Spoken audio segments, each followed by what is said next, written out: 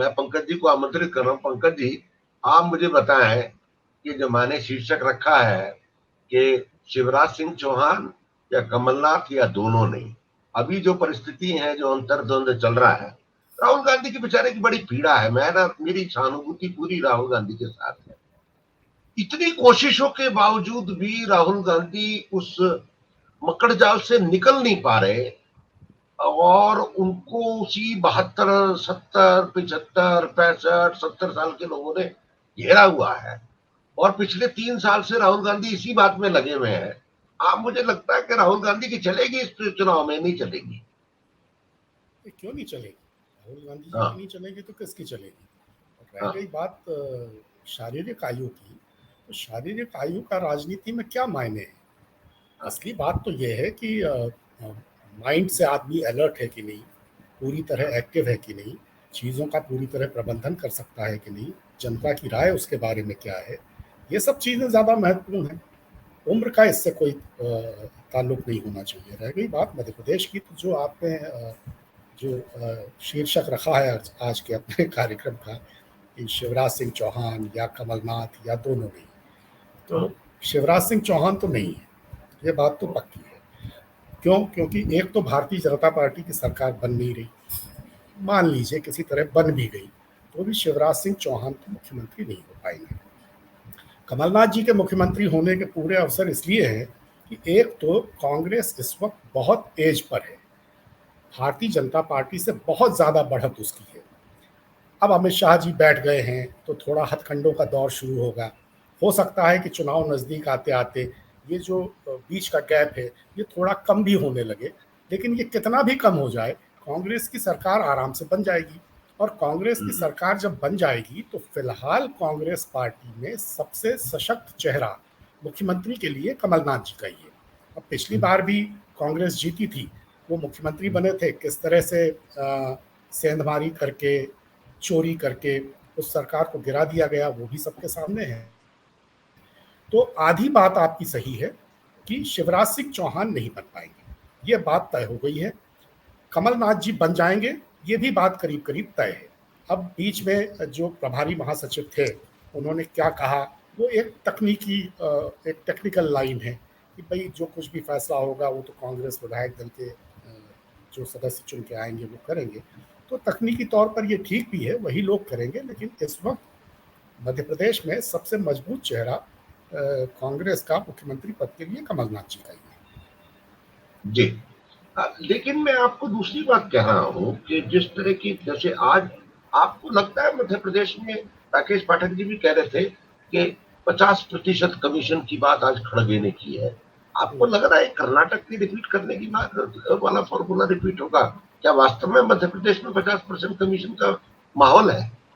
देखिए, प्रतिशत कितना है कितना नहीं है इसके बारे में कुछ कहना संभव नहीं है, लेकिन ये बात सही है कि मध्य प्रदेश में जितना भ्रष्टाचार है निचले स्तर से लेके ऊपरी स्तर तक और हर तरह की चीज़ों में, वो हर आदमी ये कहता है, खुद भारतीय जनता पार्टी और राष्ट्रीय स्वयंसेवक संघ के लोग ये कहते हैं कि ऐसा भ्रष्टाचार पहले कभी देखा नहीं गया मध्य प्रदेश में। दूसरा, लोग ये भी देख रहे हैं कि पिछले 10-15 वर्षों में जो भारतीय जनता पार्टी और राष्ट्रीय स्वयं सेवक संघ के नेता थे, मंझले स्तर के कार्यकर्ता थे, उनकी संपन्नता किस तरह से बढ़ी है। पार्टी की एक सांगठनिक तौर पर संपन्नता तो बढ़ी ही, हर जगह उनके दफ्तर हो गए, हर जगह उनके पास संसाधन काफ़ी हैं। हर बूथ पर इस वक्त जब चुनाव होने वाले हैं तो किस तरह से संसाधन झोंके जा रहे हैं।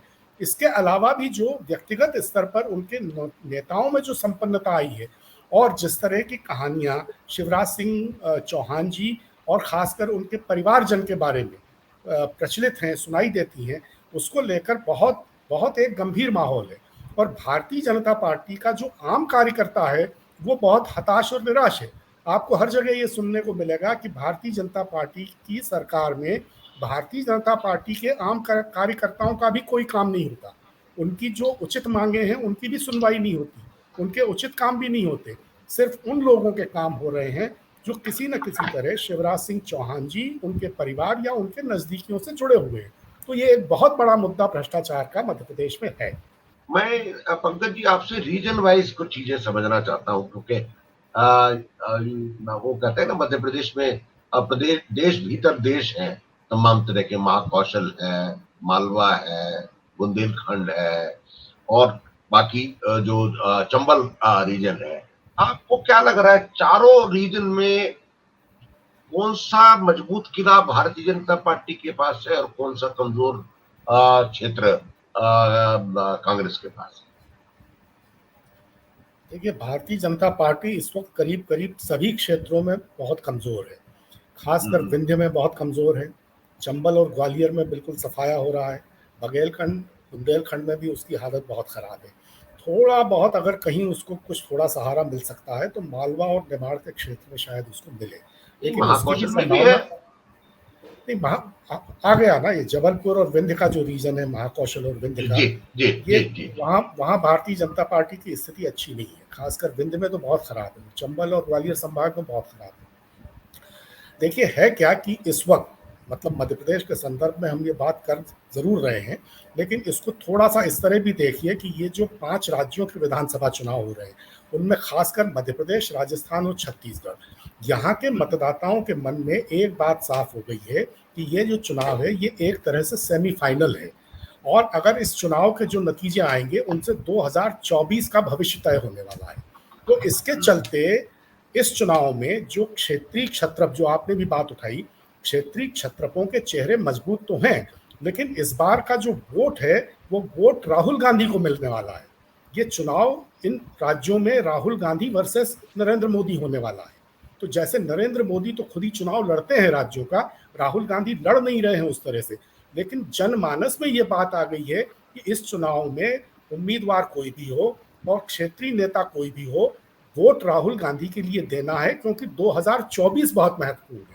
तो इसका बहुत बड़ा असर मध्य प्रदेश के चुनावों में भी पड़ेगा।